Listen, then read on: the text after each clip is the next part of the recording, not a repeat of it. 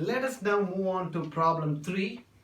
So the circuit for problem 3 is given here. We have a 30 volt battery, a 50 volt battery, an unknown resistance R which we need to find.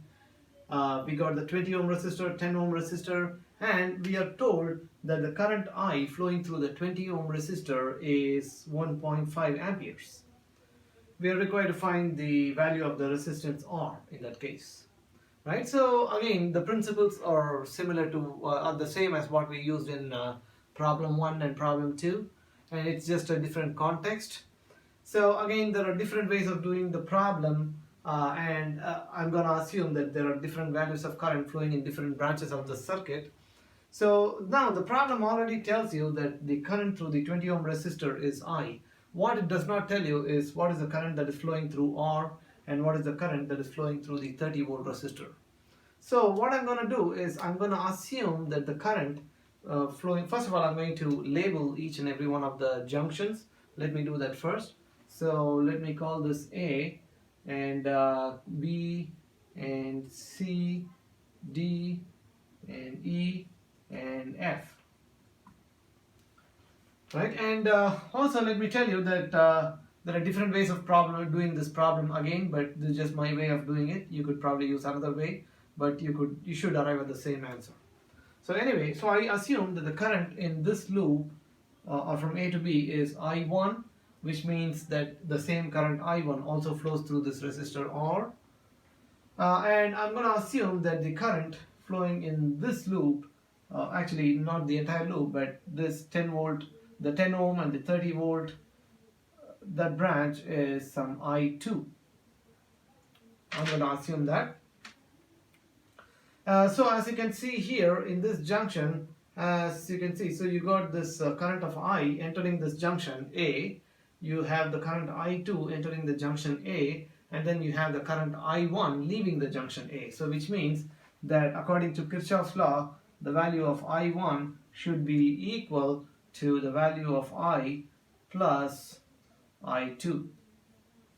Right? So this is come directly from Kirchhoff's law.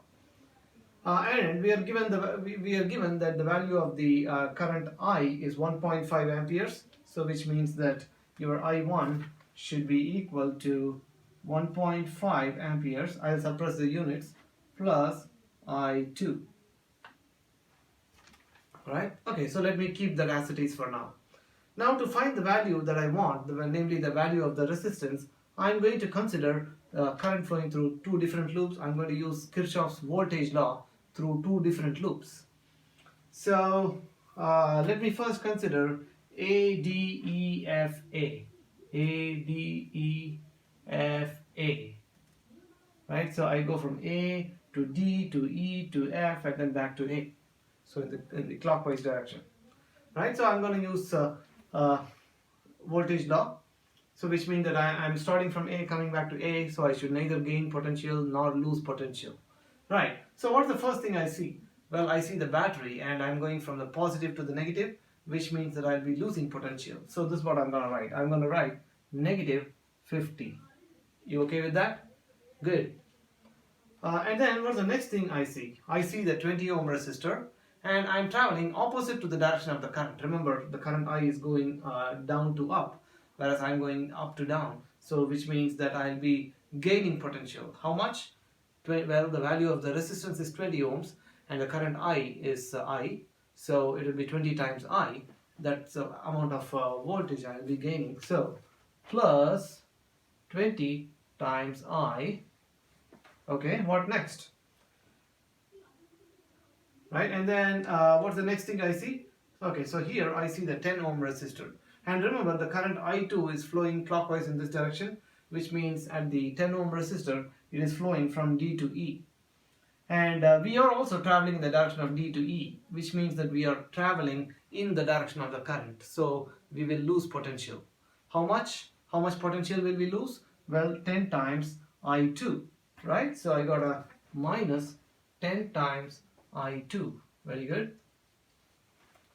And then what else? Okay, next thing I encounter is the battery, and I'm going from the negative to the positive, which means I'll gain 30 volts, right? So plus 30 volts, right? and that's it, because that takes me all the way to A. So this should give me the value of 0, right? So that's the physics part so far. Now let's see if we can use it. Remember, we know the value of I. It's given to you in the problem. I is given to you to be 1.5 amperes, and 20 times 1.5 is 30. So I can substitute the value here, and then the only variable I will have is I2, right? So very good. Let's do that. So if I substitute the value, I have negative 50 plus 20 times 1.5, that is 30, minus 10 times I2, okay, plus 30 being equal to 0, right? So minus 50 plus 30 plus 30 plus 30 makes it 60. 60 minus 50 is 10. So I have 10 minus 10 times I2 being equal to 0, right? So if you solve this equation, you find that the value of I2 is 1 ampere.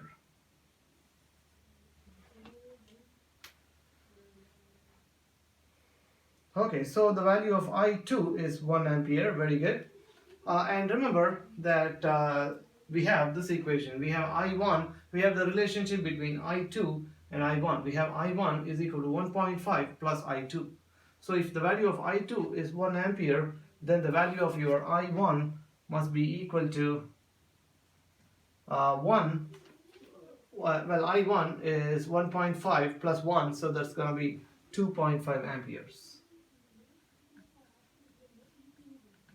Right, so the value of your I1 must be 2.5 amperes. You with me so far?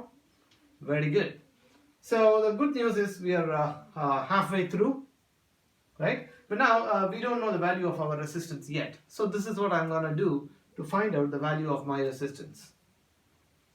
Well, I'm going to traverse from A to A, but through a different loop this time. I'm going to follow the path of A, B, C, D, A. Now, why did I choose this path? Because remember, our aim is to find the value of the resistance R, right? So I need to choose a loop which contains the resistors R, which is why I choose A, B, C, D, A. Okay, so now go ahead, use the Kirchhoff's law, Kirchhoff's loop law for this loop and see what you get, right? This is what I have, A, B, C, D, A. So I'm going through R, and then so I'm and the current is I1. So since I'm going in the direction of the current, I lose a resistance. How much? Minus I1 times R. So I lose a potential of I1 times R minus, what's the next thing that I see? I see a 20 ohm resistor and I'm traveling in the direction of the current. So minus 20 times I, right? That's the value of the voltage that I lose. And then I'm going to the battery. I'm going from the negative to the positive, so I'll gain 50 volts, right? And with that, I'm back to the point A. So I should see a potential difference of 0, right? And now remember that we already know the value of our I1. We also know the value of I. The only thing we need to find out here is the value of R, right? So I1 is 2.5 amperes, so I have minus, if I substitute the value of I1, so minus 2.5 times R minus 20 times I is 1.5, so 30.